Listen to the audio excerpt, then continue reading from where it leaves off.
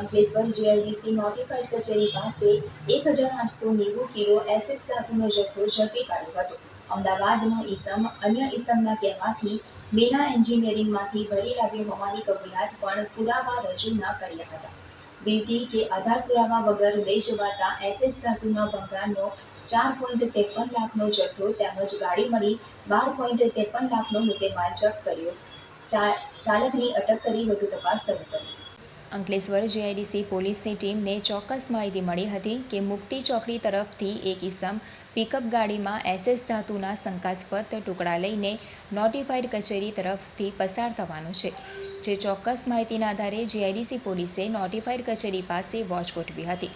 માહિતી આધારિત Bolero pickup ગાડી આવતા પોલીસે તેને અટકાવી અમદાવાદના રહેવાસી એવા ચાલક વિશાલ પટની પાસે ગાડીમાં રહેલ એસએસ ધાતુ અને અન્ય જથ્થા અંગે જરૂરી આધાર પુરાવા માંગતા ગલ્લાતલ્લા કરવા લાગ્યો હતો અને જથ્થો ગોવિંદભાઈ કાનજીભાઈ પટનીના કહેવાથી મીના એન્જિનિયરિંગમાંથી ભર્યો હોવાની કબૂલાત પણ કરી હતી.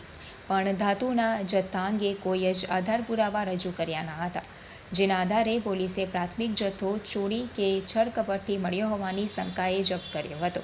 પોલીસે પિકઅપ ગાડીમાંથી રહેલા એસએસ ધાતુના ભંગારનો 1890 કિલો જથ્થો, કિંમત રૂપિયા 4.53 લાખનો જથ્થો તેમજ ગાડીની કિંમત રૂપિયા 8 લાખ મળી કુલ 12.53 લાખ ઉપરાંતનો જથ્થો જપ્ત કર્યો હતો. તેમજ બીએનએસ કલમ અંતર્ગત કાર્યવાહી કરી ચાલક વિશાલ પટનીની અટક કરી વધુ તપાસ શરૂ કરી હતી.